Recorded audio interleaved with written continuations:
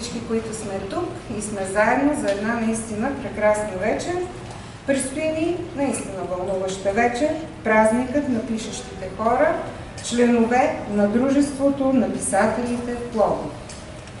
Празник, с който да обобщим успехите си от една динамична, плодотворна, творческа година. Предполагам, че всички това можем да го кажем. Щастлива съм, че и тази вечер с нас са възпитаниците на Академията за музикално и танцово изкуство, професор Асен Диамандиев и на доцент доктор Стефан Йорданов.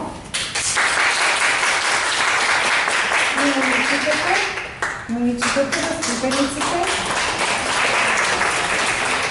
които ще ни подарят вълшебни мигове със своите песни и слово, защото ще има и поетично слово от тях, като поздрав към нас. Като начало, нека чуем трио Едипея с тяхното изпълнение Мари Калино.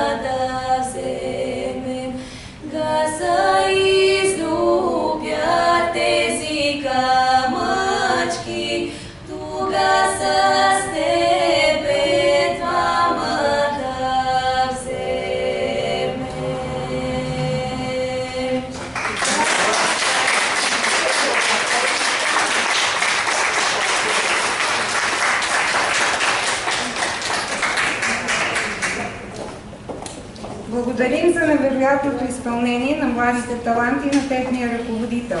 Нека още веднъж ги аплодираме.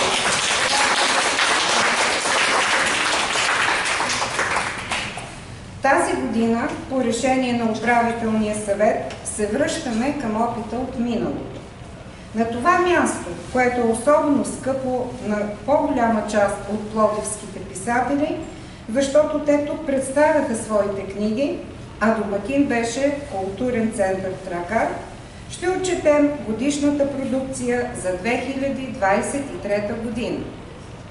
Днес Общинският институт Старинен Пловдив предостави това културно пространство за събитието на писателите и това ни е първата изява тук, след промяната на състоянието на обекта, за което от сърце благодарим.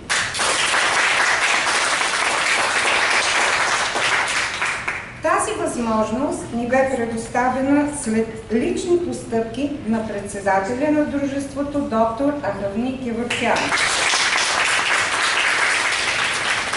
Благодарим и за невероятната енергия, и за дълбокото вълнение да организира и активно да участва в толкова събития за краткото време на дейност на новия управителен съвет.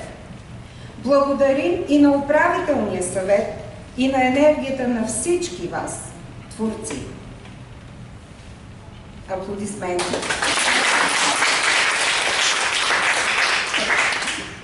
Благодарност и уважение за пловдивските майстори на четката, известни и талантливи художници и приятели на нашето дружество.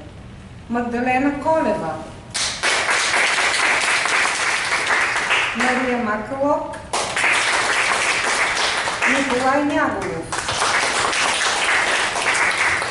Наистина заслужават аплодисментите и вие ще видите след малко. Нека чуем авторски творби на младото дарование Маргарита Кирилова Клисарска, която ще ни поздрави със свои стихове.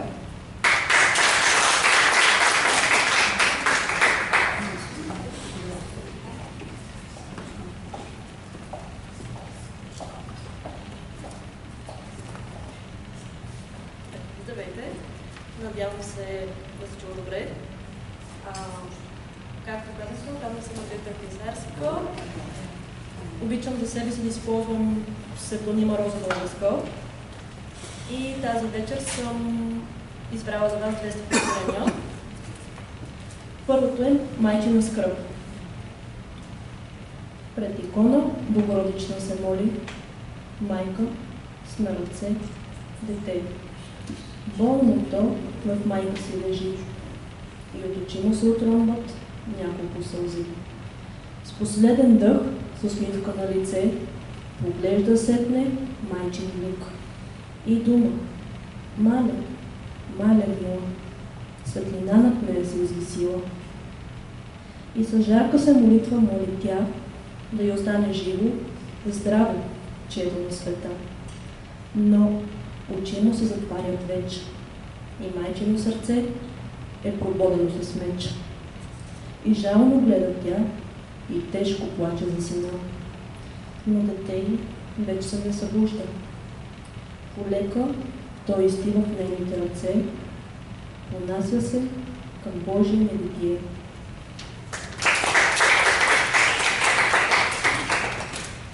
И второто е сред нощ дълбоко. Второто стихотворение е сред нощ дълбоко. Сред нощ дълбоко, обсипана с тъга, в град човешки, построен в суета. Студът полека хваща и последната душа, и не да я отвежда в дън земя. Сърца от лед навсякъде кръжат и хора без душа тихо въгъла крещят.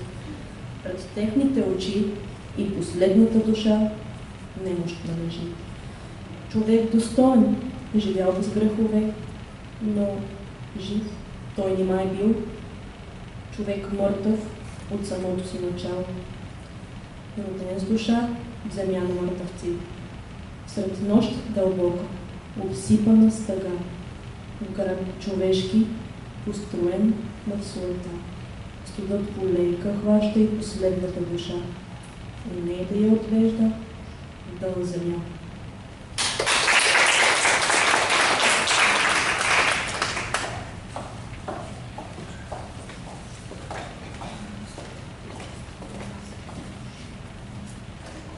Благодаря на Маргарита, моята съименничка, за стиховете и за поздрава.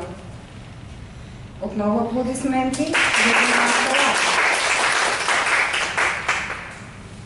Отчитането на продукцията за 2023 година бе възложено на госпожа Емилия Каменова. С нейна помощ ще се опитаме да преодолеем преживените през годините обективни трудности и ограничения и ще научим за какво са постигнали нашите колеги, близо 20, които са предоставили своите книги за разглеждане. Коя е Емилия Каменова? Тя е автор на 600 статии и има участие в над 30 сборника от национални и международни конференции, както и издания на антологичен принцип.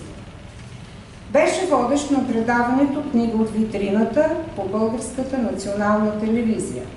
Автор е на книгите «Довиждане» 1984, награда на Международната щафета «Памет», Портрет за наследници 1989, най-добър документален роман, посветен на 110-та годишнина от Априлското въстание.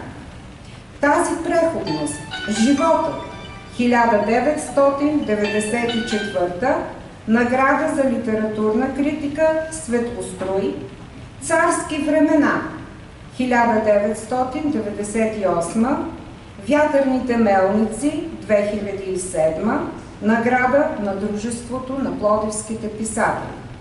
Страсти и неволи 2012, награда на Съюза на българските писатели и национална награда Николай Хайтов. Почетен гражданин на град Перущица, член на Съюза на българските писатели, Съюза на учените в България и Съюза на българските журналисти, член и на Дружеството на пловдивските писатели. Почти винаги мълчаливо, винаги неотстъпно. Заповядайте!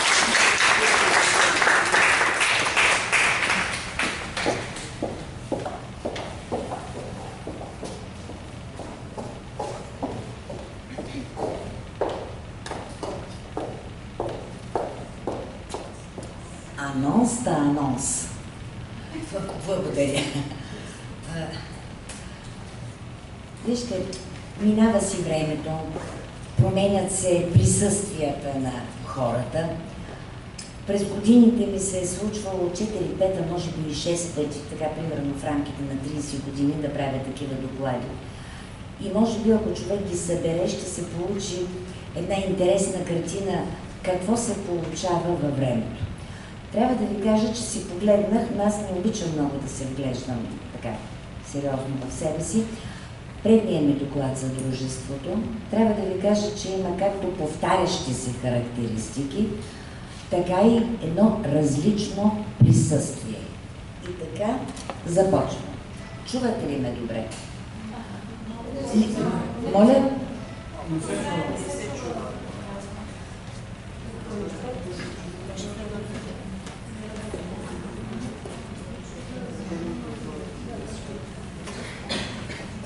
Литературната 2023 година за Дружеството на писателите Пловдив. Като всяка литературна година и тази има своя неусетно получил се портрет. Преобладава женското присъствие, устойчиво се налага автобиографизмът. Точно той поставя въпроса дали е намерена вярната стъпка да предизвика очакваната читателска рефлексия. Понякога това не е задължително, въпреки че камерното пространство е изкушително. Да не се забравя, то крие капани.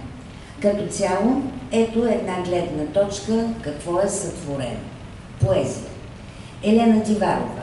Стълби и окръжности. Това е стихосбирка, която носи предисторията си от предишни книги на Елена Диварова. Новото е, че се е появила една много категорична гледна точка при осмислянето на преминаването през различните пластове на времето. Никакъв шанс за описателността, което разбира се е много добро.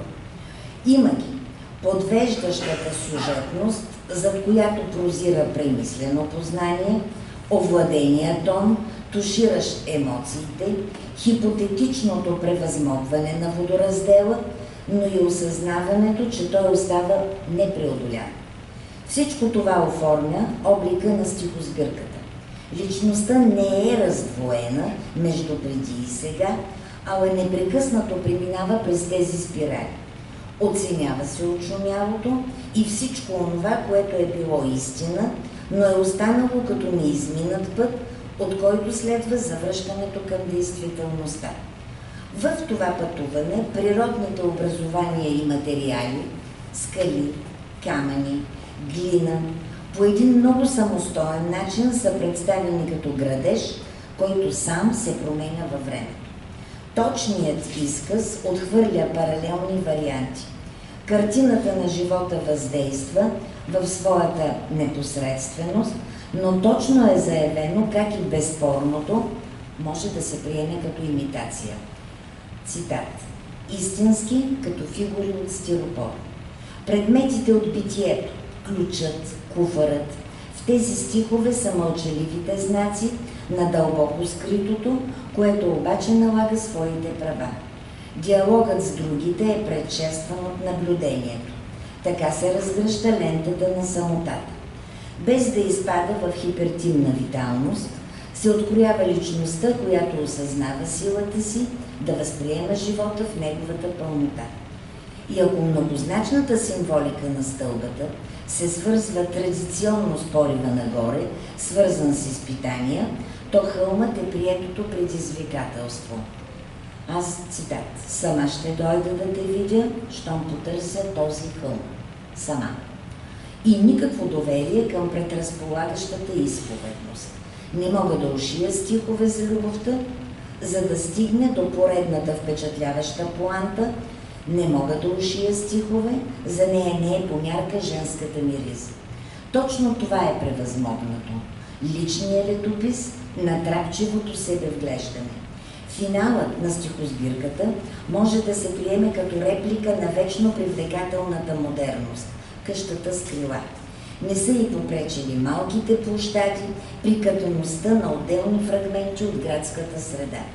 Очакванията ми са по посока на едно постепенно избиване на рамките, там където регламентираните модели само заблуждават, че света е подреден. Самата тя го заявява. Какво ли още чакам, като зная? Затова и финалното стихотворение «Къща с крила» е една издържана реплика към модерността, за която няма невъзможни неща. И така е ли, какво ли още чакам?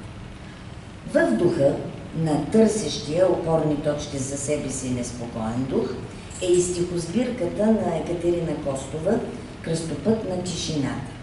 Това е симетрична книга, в която четирите кръстопътя се пресичат с равнопоставените теми за тишината. Голямата антитеза в нея е между градежа и привидно спокойното срутване на установените модели. Вероятно за това така устойчиво присъства пясъкът, който може да бъде открит навсякъде.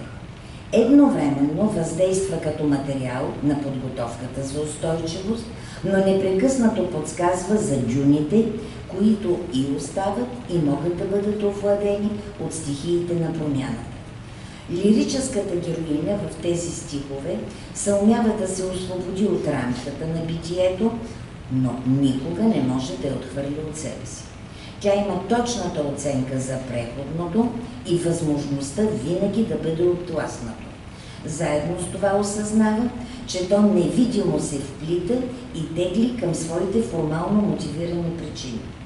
Появяват се вечните жени, от Ева през Мария, за да се стигне до Мерилин Монро, и всяка носи своята драма и вечно житейско основание. Привидно се приема, че хода на времето е наложил промените си, но винаги остава кодът на правичността, който говори достатъчно ясно. Прахът от Сахара е, цитат, предисторическа писменост. Стига да има кой да го разгадае. Лирическата героиня на Екатерина Костова може да се ситуира навсякъде, но има много точна представа с какво се е разделила и как е приела новото, като неизменно носи в себе си усещането за чуждото. Съмненията остават, а срещу тях е готовността да се противодейства в името на новия цъфтеж, съответното ново начало. Понякога при нея, без да е огледална композицията, всичко се случва огледално и с един отложен старт се изживява. И ако при стиховете на Елена Диварова то е като вероятност, при Екатерина Костова реалността да се изживее пропуснатото е напълно възможно. Затова и при нея утрото е изпълнено не с традиционната надежда за ново начало, а с убедеността, че винаги може да се продължи. Натрупаното като масив от преживяно в един момент не може да бъде обхванато, но там, където антитезите не работят, се появява алтернативата на любовта. Тъгата и смехът остават на полюсите си, а въздейства усещането за побеждаващата любов. Всичко това, свързано с културата на изказа, носи обещанието за едно продължение. Към двете поетеси до тук. Възможно е изписаното да бъде по-кратко. Различна като тип позиция е книгата на Хари Спасов «Поетични изгреви». Стиховете в нея разчитат на директните послания, констатациите са категорични, антитезите предпочитани, поантите ясно изведени. Спектърът е изключително широк. Родината и исторически личности като Левски и Гоце Делчев, целият спектър на личното битие, детството и романтичния свят на миналото, но синкопиран от реализма на възрастните. Устойчивото присъствие на родителите и отчетливия акцент върху майката, любовта като страст, реминисценция, неразривно сливане, щастливите мигове на бащата с дъщерята, размисълът за осмисления опит. Заявено е едно силно мъжко начало. Вземи ме днес. Или защото обичах. А извън страстта, предизвикателно се разкрива профилът на пригодения човек. Научихте ме, който и с ирония апострофира себе си. Силното емоционално начало в тези стихове намира най-убедителното си изражение в метафората на "Кладете ми огън", която преминава от малкото огънче през големия огън, кладата, за да стигне на финала до бледото пламъче от свещиците и тъмяна.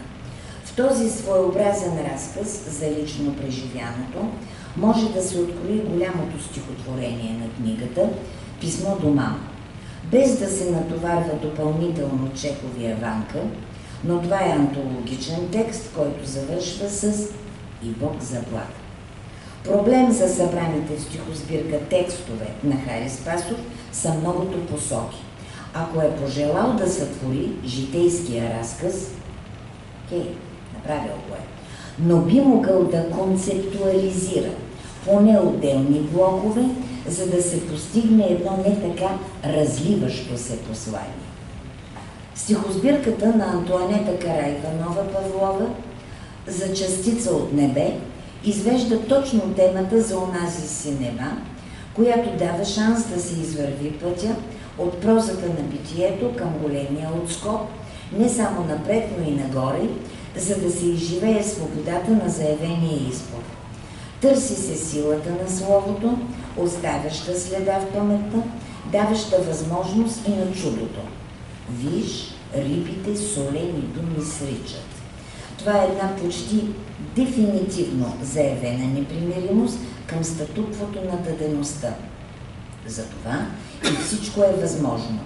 Появява се и икар, а тленността не е драма, а предимство, защото с нея посоките не се изчерпват.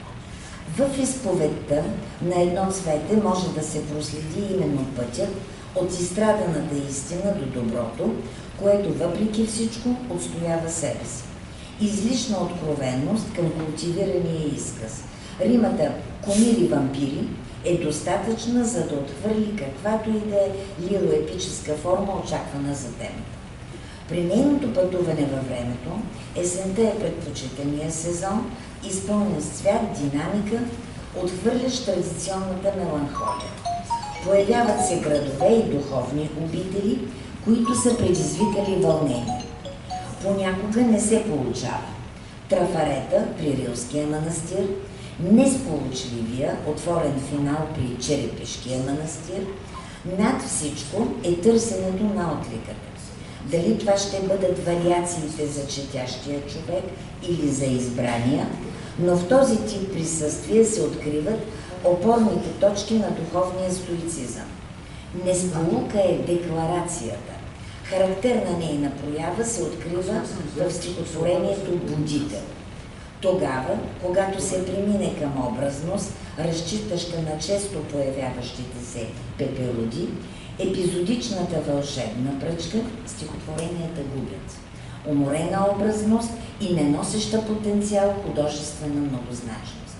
Едновременно, при толкова експлоатираните от рай нови начала, от представените от дружеството книги, именно един запомнящ се финал на книгата с сала и пътя към смисъла. За бъдещето може да се пожелае. Нека има добра навигация. При Вера Найденова и нейните пясъчни крила отчетливата посока е от настоящето към миналото, за да се оформи постепенно другия поглед. От сега към това, което предстои. Предпочетеният Гал стих е подчинен на личния редопис, но едновременно с това се разгръщат паралелни светове, които са безкрайно специфични, ама могат да бъдат свързани с любовта. Тя се умява да представи различни реалности и по деликатен начин съвместява устремената към небето джамия и ореола на иконата, за да разгърне изповедта си по посока на стремежа да се съхрани един непрекъснато променящ се свят. Наблюденията върху преживяното са представени с ненатрапваща се символика. Сезоните преминават и улавят характерни изживявания. Лятото е нейното време на полет, а есента налага пласт от неразрешими въпроси, за да дойде зимата, но докато се стигне до закономерното решение, идва ред на поредната необратимост. Снегът на другата сутрин се беше стопил. В тези емоционално овладени стихове преминава скритото напрежение от необходимостта за едно постоянно самоопределение. Появява се нова версия за жената. Защо не, като камък в огнището, желание да се притихне към идващия от него огън, а думите са въгленчета, които обжарват душата. Този мотив преминава през отделни стихотворения и създава точно скритите пластове на недоизреченото, но даващо необходимата индикация. Тогава, когато изцяло се отдаде на изживяването, тя е до крайност пестелива, а когато предпочете съвсем лек наратив, както е в Липова любов, постига запомняща се образност. Друга предпочитана художествена линия са пътищата. Те свободно преминават през различни външни обстоятелства, за да се наситят с радост, тъга, но и житейска мъдрост. Репликата към Екзюпери очертава кредото за единствения избор, който се очертава на фона от различни възможности. Тогава познанието става не само лично, но и поколенчество. А стихотворения като акт на земята да бъдат са другата тема за деструкцията, която дава сили за противодействие. Това е една отчетлива като позиция стихосбирка, но и неравна като епицентър на толкова посоки. Много по-различна като концепция е книгата на Ранела Бохосян «Памет». Това са текстове, чието място е в хранилището на семейния дух. Тя разказва за свят, в който са всички най-близки хора. Средишната фигура е майката, а около нея кръжат почти като по шагал бащата и бабата и целият арменски род избягал от геноцида. Винаги стиховете за майката са пронизани от тръпката на неповторимото, а нейното отсъствие е болезнено. При Ранела Бохосян тя е постоянното присъствие, което носи усещането за продължаващата грижа отвъдно. Отделните знаци на делничното битие са пронизани от спомена за нея, като едновременно реална и земна, но и като Богородица. От света на тъжните празници, като задушница, през една звездна карта майката присъства. Но ако при Вера Найденова опитоменият от бодлите на розата изпраща своите послания, то при Ранела Бохосян разговорите с малкия принц или майката или е на Млечния път, или наблюдава благосклонно всичко от някоя звезда. Това общуване има и своя ритуален характер. Ориентират са съботите и свещите, които трябва да осветяват близките, но и безкрайно отдалечени души. Другият топос е вишната, чиято пролетна белота се свързва с идилията на детството. При избраната двуделна композиция, втората част представлява импресии и кратки разкази. Те отново са щрихи към един топъл арменски свят, разположен в Стария Пловдив, с аромата на храната и съхранения спомен за нравите. Рамела Бохосян не може да се откаже от вечната тема за изгнанниците и завършва с точно такова тематично стихотворение. То вече е извън лоното на семейния пристан, но различното в него е, че няма завръщане към познатия образ на народа мъченик, а на преден план са мъдростта и любовта, които дават шанс на живота. Необходимо повторение, пределно лична книга, но и родова памет, която трябва да бъде съхранена. Този мотив за спасени в едно стихотворение на Рамела Бохосян намира изражение в подчертано автобиографичната книга на Йорданка Гецова «Живот без заместители». Стиховете в нея преминават през различни емоционални състояния. Може да се открие много нерв и напластени несъгласия, наситени с лиризъм, признания, за да се стигне до съзерцателност. Дори и тогава се откроява аналитичното вглеждане, което точно подсява думите. Отново личното слово играе ролята и на защитна стена, но и на мост. Цитат: «Аз съм твоята мисъл в стих, приеми ме, не ме пренаписвай».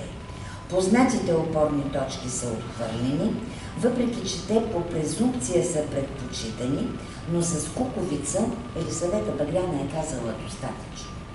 Тук се появяват следните ориентири: уютът, балансираното кори, а всички с подредени стъпала не са трамплин, а непотребен корен.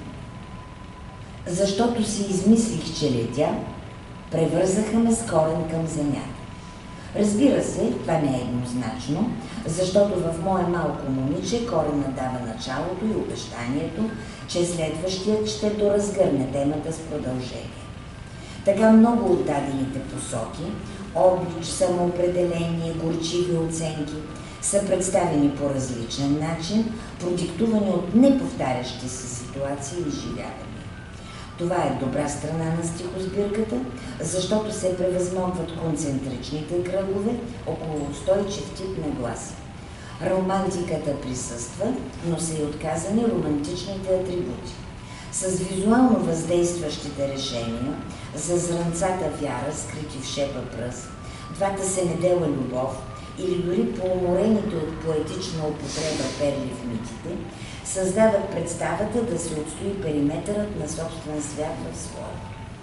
Това е достатъчно ясно заявено с «мога», «отказвам», за да стигне до «да бъда». Не може да се пропусне. Личната мотивация не всякога е актуална за другите. В този си вид стихосбирката подсказва, че е изживян и съответно писмовно отговорен един цикъл. Повторението на подобна версия ще е само разрастване на личната библиография. Търси се нова посока и тя трябва да бъде измината. Различна гледна точка се открива в стихосбирката на Мария Стоименова и Стакан. Още с първото стихотворение «Стан», макар и декларативно, се заявява голяма вътрешна мотивация. С стана се създава и затова в него прозвучават акордите в гласа на борещия се човек, който не отстъпва, а продължава да защитава своята кауза. Това не пречи да се появят поетични импресии за пътя на листата, да се осмисли поривът и неговото издържане, за който се открива поредното голямо отлагане. В стиховете, както и при Елена Диварова и Екатерина Костова, се появява една регионална география, мотивираща свързването с поредния град в живота и как той въздейства. Това, което отличава тези стихове, е своеобразната нагласа да се противодейства, за да няма отстъпление. В отделни тематични ядра прозвучават думи и музика, насочващи към поливалентност при възприемането на редовото и необичайното в живота. Гигантската анафора «Свят» извежда от полето на битийното, за да формулира обичта като основна движеща сила. В тази стихосбирка има ясно изразени търсения по отношение на формата. Между традиционната постройка на стиха се появяват постмодерни решения, които с фрагментарността си настойчиво изискват съпреживяване. Има и прозаично парче, което според правото на личния избор си има своето място, но излишно натоварва общото впечатление с еклектика. Същевременно, през каквито и търсения да се преминава, остава основната опозиция. Срещу рушението има готовност за градеж и ярко изразена съпротива. Това движение, между наблюдавано и осмислено, завършва с топлотата на традиционния финал – родната стряха и мама. По тази причина очакванията са по посока на една по-избистрена концепция за цялостната конфигурация на текстове. Погледът е към Таня Николова и аура на чувствата. Проблемът при тази стихосбирка е, че преживяното не е отразено, равнопоставено на това, което вероятно е преживяно. Личният летопис има своите права, но това е по-скоро едно писане за себе си. То започва от родова памет и често срещаната за създаденото през 2023 година за корените и завършва с космоса и самоопределението за частица от Вселената. Нищо против познатото, но то е лишено от оригинална образност и останалото е личен разказ, който би могъл да се впише в сборния подпортрет за човека и всемир. В първата част на книгата доминира темата за любовта, която преминава през очите, ръцете, устойчиво присъстват дланите, за да се премине към любовта като истина и вулкан. По-различна е посоката за чувството, като, цитат, пустиня на свободата, но то не е разгърнато. Пропусната възможност е само загатнатата тема за любовта, като Еверест на плътта, по същия начин. Не е разгърнато. Този устрем веднага е балансиран от житейски отново познатото и в никакъв случай не пренебрегнато, реди огнището на нашето днес. Всичко това е съпроводено с имена на композитори, но ритмиката, атмосферата я няма в стихотворенията. Тя е предполагаема. Не може да постигне и ролята на фон. Затова пък ги има толкова срещаните, архаична невеста на любовта, нямат край ръковините от морето, които събират тайни. По същата причина и трудно могат да се приемат други подобни асоциации за мидите и ръковините като морски чанове. По-отделно, те си имат своите полета и тяхното пресичане не предполага желаната образност. Трябва да се уважи усещането за ранимост, но лирическата героиня едновременно се самоопределя като песачинка, която е влюбена в небесата, а в друго стихотворение събира разплакани песачинки. Това е голяма лична свобода в интерпретацията, само че дисонансите не постигат очаквания ефект. Неравновесието може да бъде предизвикателно, но по-скоро носи отпечатъка на непремислеността. Една търсена антитеза, като айсберговото луно, трудно може да бъде обвързана с камбанките на Зумбюр. Произволността е притегателна, когато ражда нови асоциации, възможност за донадстрояване, а не като произволно назоваване. И то има своето основание за съществуване, но на фона на очебийната житейска зрелост трудно може да се приеме лирически аз, самоопределящ се като новородена пеперудина. Заявения планетарен мащаб не означава, че е постигнат. Една секунда, пауза. Идваме, вървим лека по лека към края. Проза. Книгата на Илия Михайлов «Добър ден, добри твори». предразполага с търсената и откривана човечност, въпреки възможността обема да е двойно по-малък. Разказите му са кратки, с самоконтрол на фразата, ненатрапчиво самонаблюдение и дискретни нотки на хумор. Епизод след епизод се редят лаконично представени житейски истории, но всяка от тях е заредена със смисъла на битието. Тематичният кръг, обхващащ пътя, дава възможност ежедневието да изпъкне с тихата значителност на привидно обичайното, зад което прозират опорните точки на живота. Появяват се различни типажи на пътуващи хора, като обединяващата фигура е на разказвача, който непрекъснато се вглежда в света около себе си. Другата посока е училището. Това е тема, която повече привлича киното, отколкото литературата. Със сигурност учителят най-уместно е в състояние да представи себе си и децата. Може да се припомни, че добрият роман на Начо Христосков «Училището», който трябваше да прикове вниманието, не получи очаквания отзвук. Необходимото уточнение, че той беше работил като учител и показа много негативи в системата. При Илия Михайлов е заявена друга посока. Искреното общуване с децата и тяхното неусетно приобщаване и към историята, преподавана от него, и към каузата на търсеното и защитено добро. Делниците и празниците са другата посока, проследяваща привидно равния ход на дните и ярките припламвания на изпълнените с приповдигнатост митове. Постепенно обхватът се разширява и се преминава към неспирната хронология на битието. Тази форма на лично наблюдение е привлекателна, с автентичността си, особено при пътя и срещите в училището, където разказвачи персонажи преплитат позициите си и на интригата е спестена дистанцията при изобразяване. Същевременно, и ако е тук господин Михайлов, много ви моля, въобще нямам намерение от някаква позиция на ментор, но книгата е добра. Добра. И знаете ли, два пъти ги четах тези разкази, за които сега ще говоря. Същевременно прави впечатление, че преходът към третолична форма на изказ постига по-висока степен на обобщеност. Разкази като Една сутрин на доктор Атанасов, Там край река Темза. Това, разбира се, е въпрос на предпочитание, но самата книга в обхвата си подсказва за вътрешно развитие и излизане на по-различна белетристична плоскост. При Светла Панайотова в Космични и земни разкази се тръгва към специфична посока.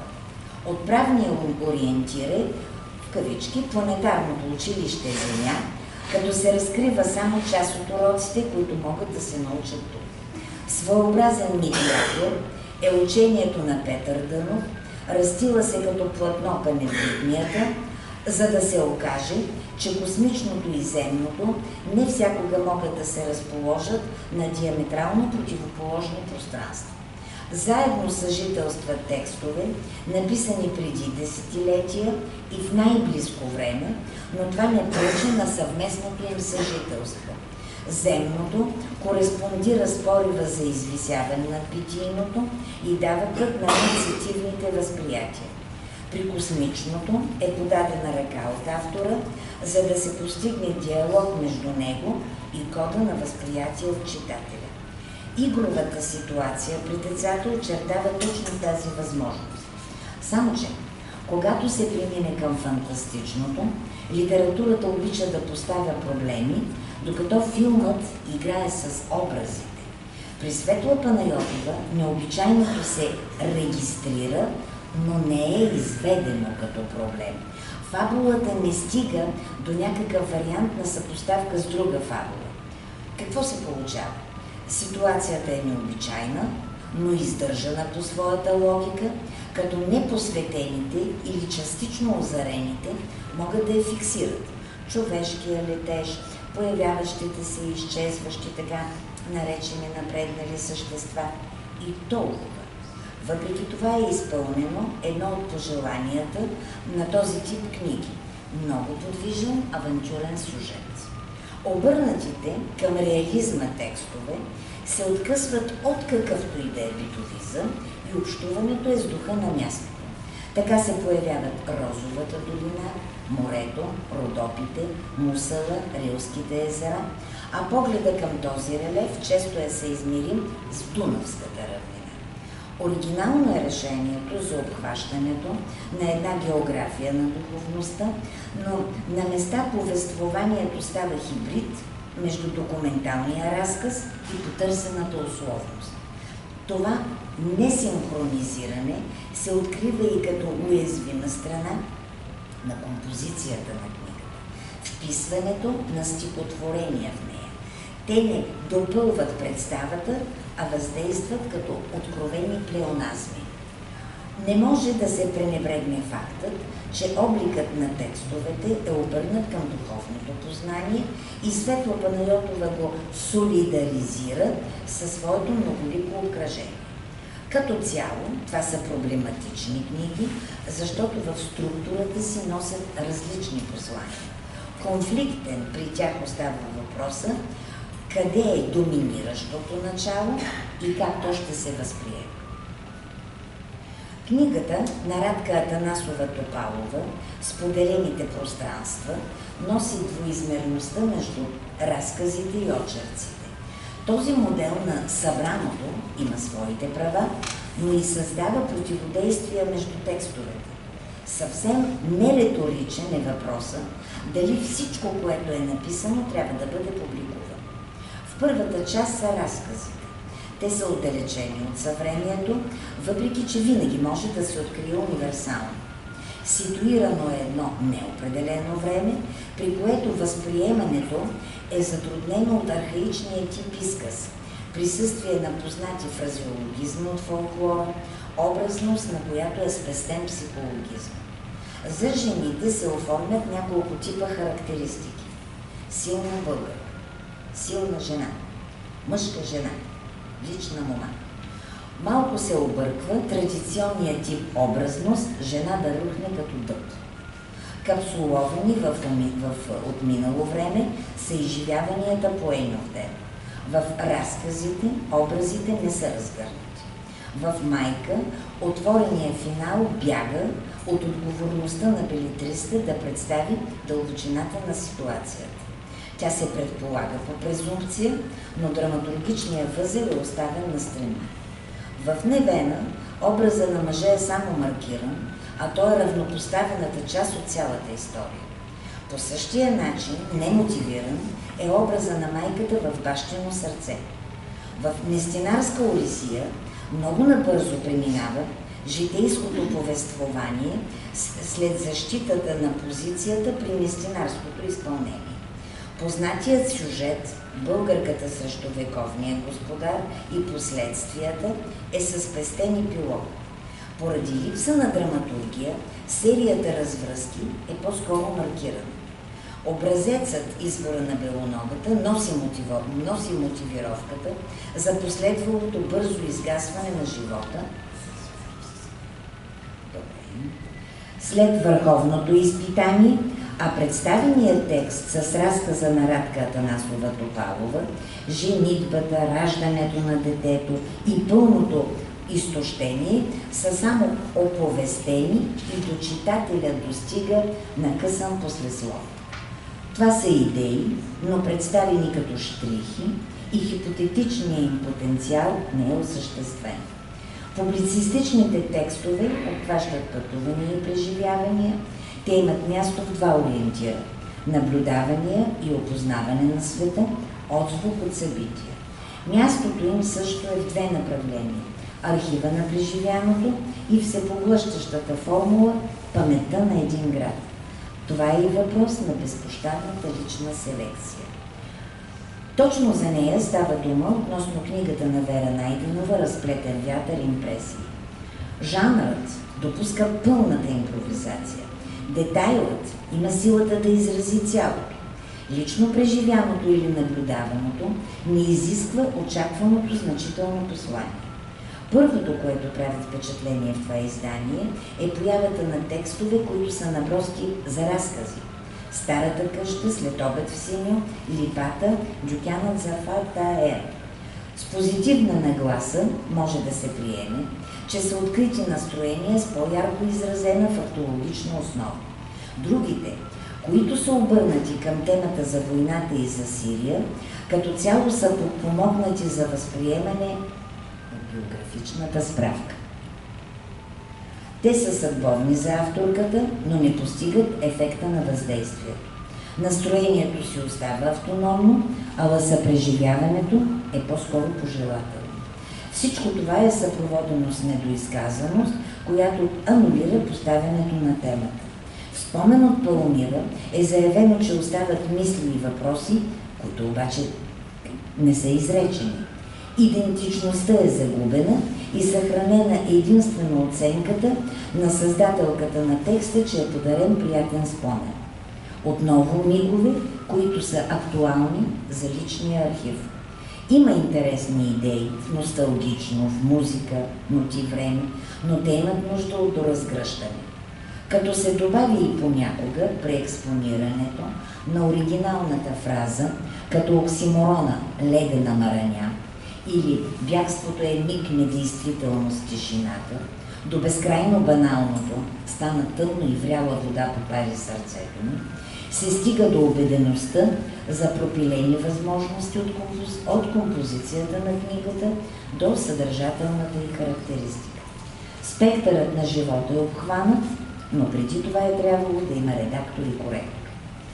От представените книги, финалната права, това е картина на написаното от приелите за един от своите пристани Дружеството на писателите Пловдив. Винаги може да има различия в оценките. Тези бяха с предварителна добронамереност, но и с отстояване на позиция. Очакванията са за хубави изненади при продължението.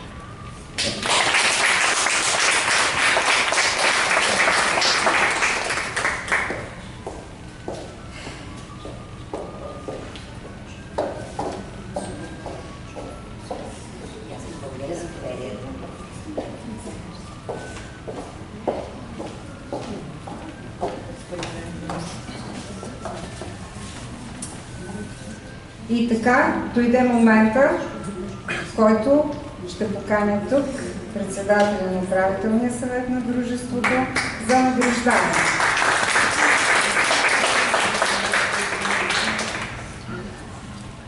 Сигурно ми личи, наистина много се вълнувам, защото приемам тази вечер като празник на истината, празник на нашия едногодишен труд, празник на нашето едногодишно, истинско, дълбоко, приятелско общуване, което, надявам се, ни води една крачка напред в търсенията на всеки един от нас.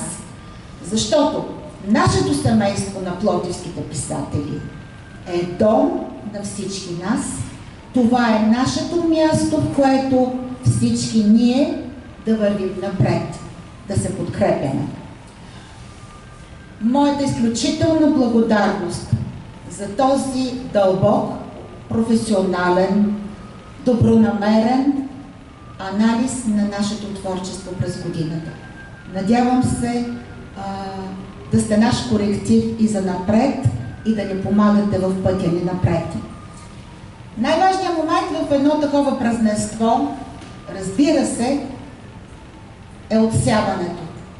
Много е трудно да отсееш двама от близки хора, защото всички ние сме едно семейство и мисля, че все повече ще се сближаваме. Но все пак, наградите са две. Едната е за поезия, едната е за проза. Това е тази годишната награда, което иска да покаже, че ние всички от тук насетне вървим към нови върхове и към нови успехи. Всички заедно и всеки от нас по-отделно. И така, не нося плик, защото мисля, че няма нужда от театър. Решението е взето и се надявам то да даде криле. на носителите на призовете и на всеки един от нас. Тази годишната награда на Дружеството на пловдивските писатели за поезия отива през кръстопътя, от който Екатерина Костова върви към светлината напред и нагоре.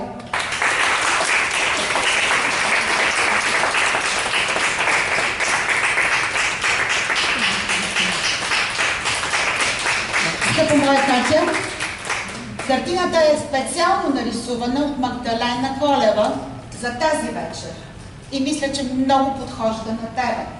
За твоята любов към Пловдив, за твоята любов към дълбокото, древното, към онова, което ни подкрепя отвътре, към душата. Познавам много отдавна Катя, тя е много добър човек. И нашето познанство и приятелство премина през много изпитания и през много препятствия, за да мога днес да кажа, че съм много щастлива да й връча тази награда.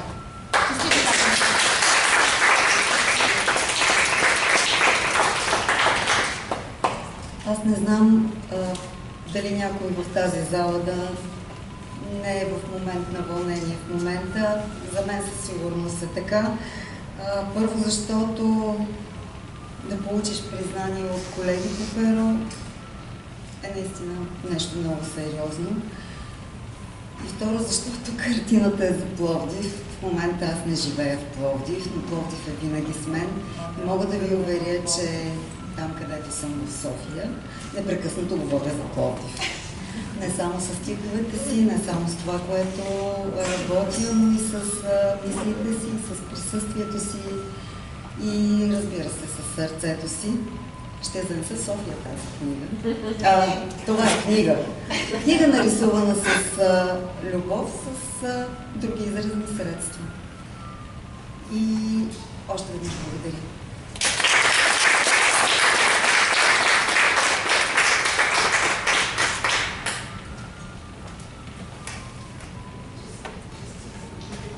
Картината е на Николай Няголов.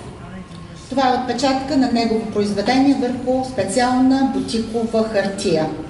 Нещо, което за мен е много специално, защото Колю Няголов ми е 100 годишен приятел и знам, че всичко, което той прави, е много класно.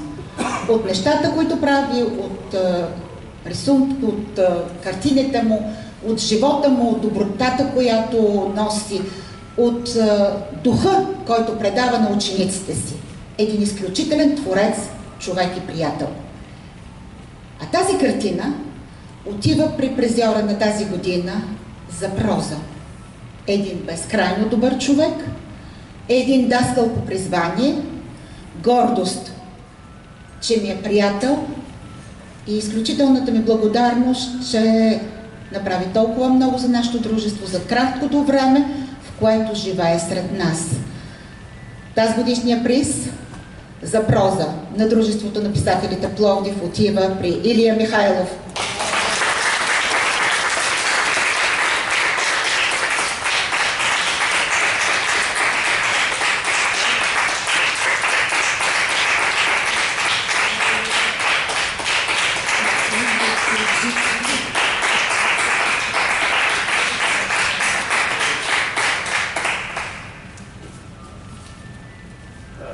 За мен е огромна чест, отговорност и така...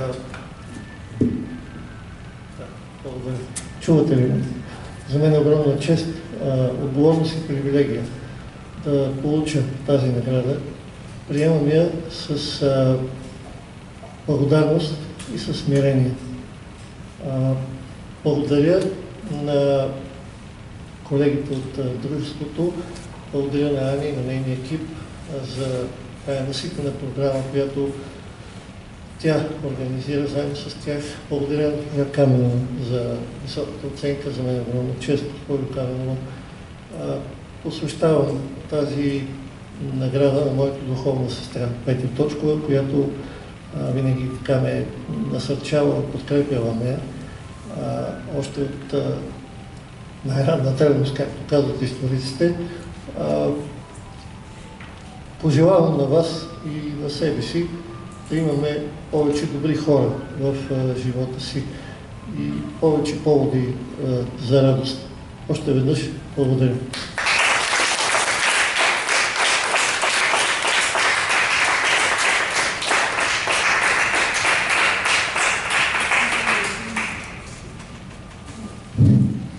И сега да се върнем отново към нашите млади приятели, заедно с ръководителя им, доцент доктор Стефан Йорданов и трио Идепея. То е създадено на 12 декември 2017 година от три момичета, обединени от приятелството, обичта и обща кауза. Какво казват те за каузата си? Каузата, която ни събра, е да съхраним онова, което ни е съхранило. Искаме да запалим обичта към фолклора в сърцата на повече хора. Да покажем неговата красота така, както я чувстваме ние.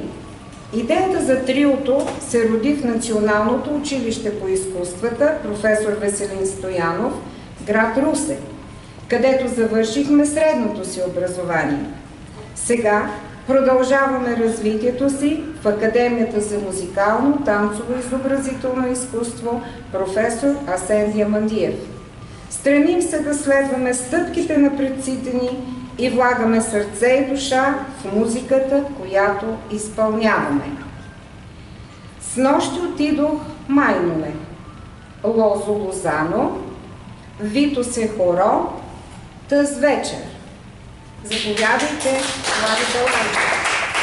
Те ще подредят песните така, както те са.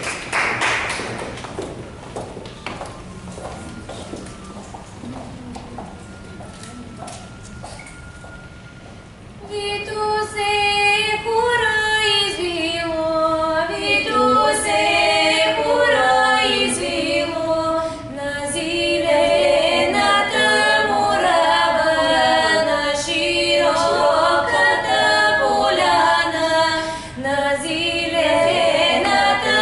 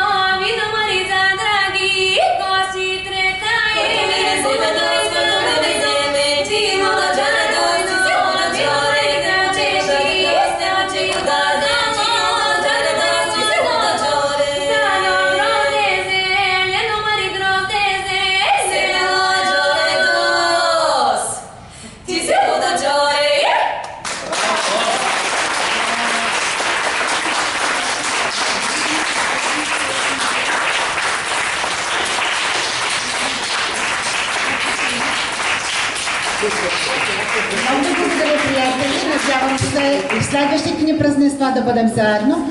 Сега ще му позволите само 2 минути лични. Искам да поканя Маргарита Димитрова, Стоян Терзиев и Елена Диварова тук, моля.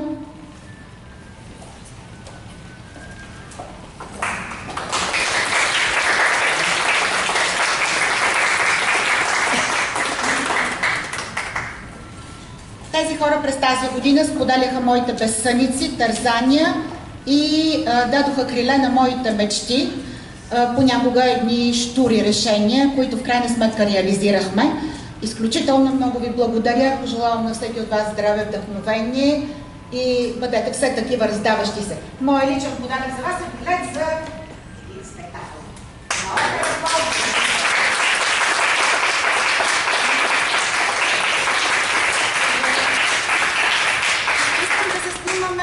Ние с призьорите.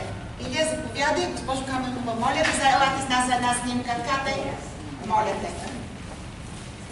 И това е финалът на тази вечер. Мисля, че не е финал, а едно ново начало. Нека да тръгнем към следващата година с много надежди.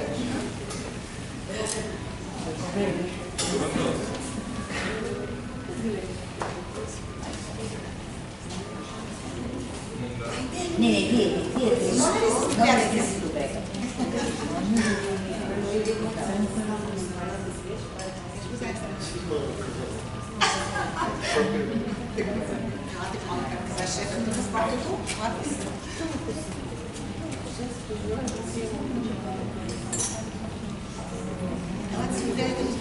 Моля ви, толкова хубаво, вълнуващо.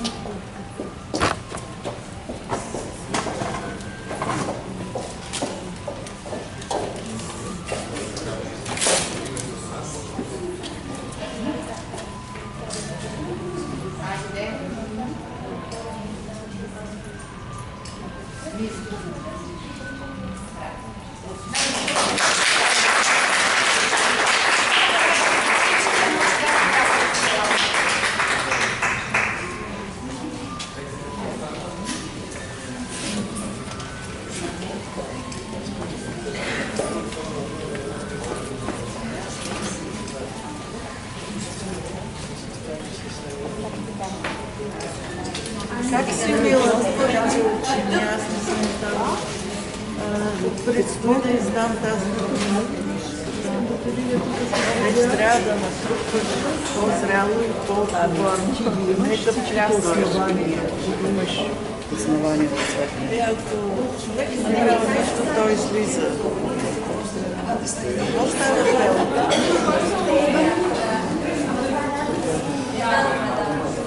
Доклада ли? Програми университет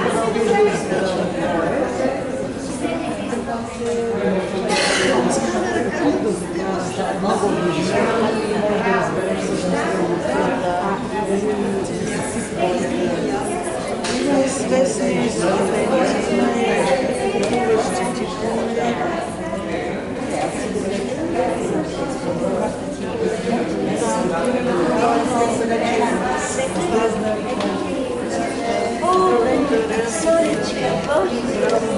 Аз ти изпращам от време.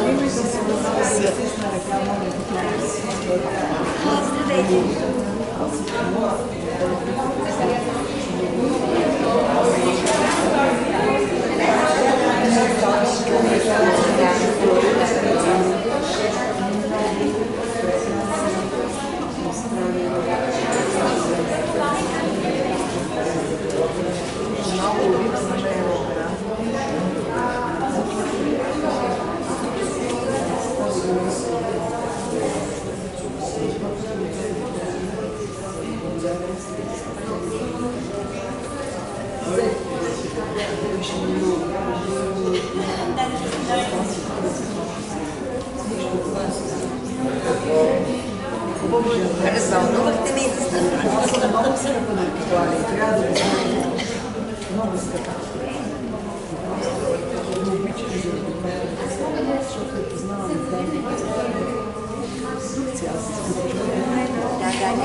Няма ли сме пресечни точки?